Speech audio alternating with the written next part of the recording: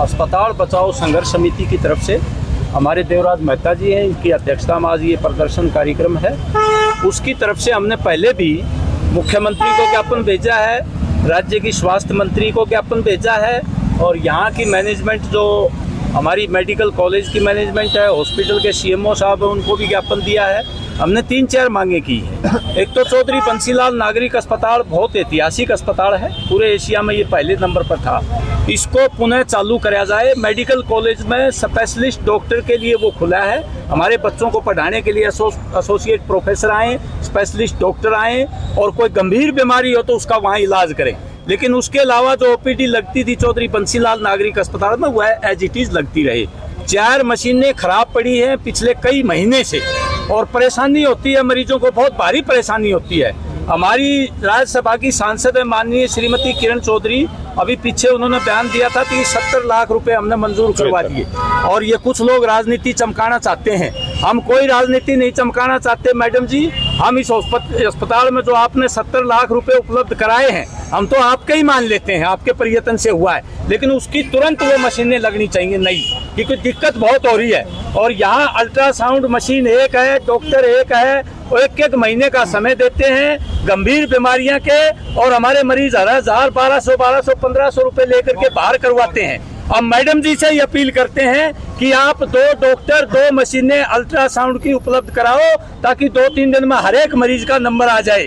यहाँ 20-30 जोने 40-50 मुश्किल से होती हैं और लाइन 200, 250, 300 लोगों की लगती है। सर ये क्या मामला है जी? हॉस्पिटल तो यहाँ ऐसा है जी, ये नागरिक अस्पताल चल रहा है, यहाँ साधारण बीमारियों के लिए यहाँ ओपीडी लग रही थी, गंभीर कोई बीमारी है तो वो मेडिकल में इलाज हो।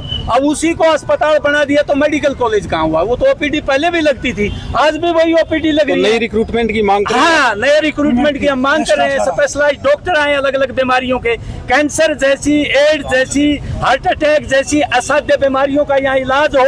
ये तो हमारे लिए खुशी की बात थी कि एक अस्पताल चौधरी बंसीलाल के नाम है, मेडिकल कॉलेज हमारे महान स्वतंत्रता सेनानी पंडित नेकीराम शर्मा के नाम से है। दोनों की सेवाएं लोगों को उपलब्ध होती तो कितना बढ़िया होता, लोगों के इलाज होते, उनको प्राइवेट अस्पतालों में भटकना नहीं पड़ता। ये रास्ता तो सारा ही मतलब 50 मीटर का है उसका, नहीं रास्ता तो 50 मीटर का, लेकिन उसको अगर मेन प्रॉब्लम रिक्रूटमेंट की है। रिक्रूटमेंट पर मेडिकल कॉलेज का है हुआ, वो तो रोहतक अभी भी रेफर कर रहे हैं, फिर फायदा क्या हुआ मेडिकल कॉलेज का, ये कहना चाहते हैं। हमें तो ये नहीं समझ आती ये सरकार कितनी अंधी और बहरी है। कितने ज्ञापन दे चुके, हम कितने धरने दे चुके, प्रदर्शन कर चुके, और क्या मांग है? हम मांग क्या कर रहे हैं? हम तो शहर के लिए नागरिक हॉस्पिटल की मांग कर रहे हैं, उसको व्यवस्थित करो। आप उसकी ओपीडी उठा के चले गए, वहाँ शिफ्ट कर दी मेडिकल कॉलेज में, हमें कोई दिक्कत नहीं थी, वहाँ डॉक्टर स्पेशलिस्ट तो कोई भी नहीं है। आज आप कहते हो जी ओपीडी चल तो रही है, अभी मेरे भाई कह रहे थे ओपीडी चल रही है, वहाँ कोई स्पेशलिस्ट नहीं है। आज भी अगर आप इनका रिकॉर्ड चेक करो तो हार्ट का डॉक्टर है, कितने पेशेंट ये रेफर कर रहे हैं रोहतक मेडिकल कॉलेज में। जब ये रोहतक की मेडिकल रेफर करना था तो इस बिल्डिंग की क्या जरूरत थी? अगर इनको चाहिए था, यहाँ नागरिक हॉस्पिटल है, यहाँ छोटे मरीज तो खांसी जुकाम बुखार के यहाँ अटेंड कर लेते, क्रिटिकल केस वहाँ जाएं, सिस्टम तो यही बनता है। लेकिन इन्होंने तो दोनों को ही खत्म करके रख दिया। अभी पीछे की बात है, एक पेशेंट को इन्होंने सुरेश प्रजापति के परिवार से था, उसको इन्होंने एडमिट किया और एडमिट करके स्ट्रेचर पे लेके जाते हैं, हार्ट पेशेंट है, आप सोच सकते हो कितनी दिक्कत आती है। जब उसको रेफर किया, नीचे उतारना उसके लिए बहुत मुश्किल काम हो गया, इतनी अव्यवस्था नहीं देखी। और आज ये कहते हैं पैसे आए हुए हैं, टेंडर हो जाएंगे, वो अब तक तो टेंडर हो जाने चाहिए थे। बिल्कुल इनकी व्यवस्था तो है नहीं, ये तो सिर्फ जुमलेबाजी करते हैं, बेकार के आश्वासन देते हैं, आश्वासन के सिवाय इन सरकार के पास कुछ भी नहीं है। व्यवस्था आप देख रहे हो क्या व्यवस्था है, लोग धक्के खाते फिर रहे हैं। कभी ऐसा होता है जच्चा बच्चा वार्ड को अल्ट्रासाउंड इमीडिएट करवाना जरूरी होता है और उसको देते हैं डेट। कल को बच्चे को कुछ हो जाए, उस माँ को कुछ हो जाए, इनको ये नहीं है। और इनको ये समझ नहीं आती, चौथी मंजिल पे तुम्हारे 200 पेशेंट दाखिल हैं, 200 पेशेंट का मतलब उनके 800 आदमी तो जरूर आते होंगे रोज उनके मिलने, वो कैसे ऊपर चढ़ते हैं? बुजुर्ग भी होंगे, बूढ़े भी होंगे, बूढ़ी माएँ भी होंगी। हाँ, अगर ये इन्होंने हमारी मांगे नहीं मानी तो हम बैठ के ये फैसला लेंगे, बहुत आंदोलन लंबा करेंगे और ये विशाल प्रदर्शन भी करेंगे और धरना परमानेंट करेंगे।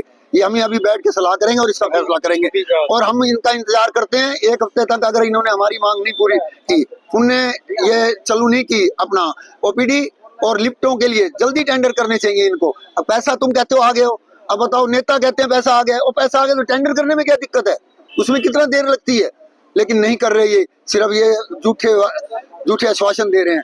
हम चाहते हैं ये जल्दी से जल्दी इसकी व्यवस्था सुधारेंगे। बात है वो सरकार के अब तक समझ में नहीं आई, मैं उसको थोड़ा डिटेल में बताना चाहता हूँ ताकि सबका कंफ्यूज दूर हो जाए।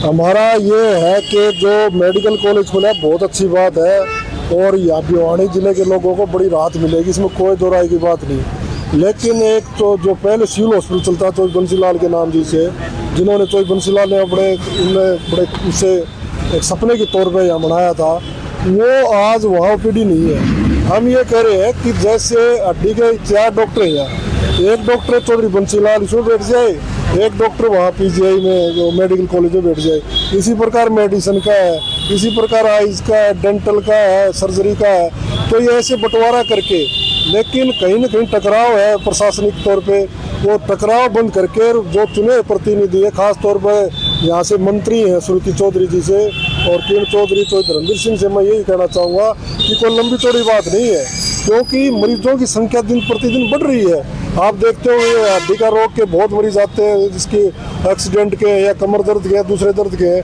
तो हम चाहते हैं कि इतना बड़ा हॉस्पिटल है और जो डॉक्टर हमारे पास है, क्योंकि आज हड्डी के 4 डॉक्टर हैं और मेडिसिन के भी 4 डॉक्टर हैं और दूसरे सर्जरी के भी 3 डॉक्टर हैं, तो उनका बंटवारा कर दिया जाए कि एक डॉक्टर को वहाँ ड्यूटी बैठ जाए, इधर जो इसकी सर्जरी की जिसने करनी ऑपरेशन करना वो ऑपरेशन में थिएटर में चले जाए, एक रोटेशन सा बना दिया जाए, इससे इन चीज़ का समाधान हो जाएगा।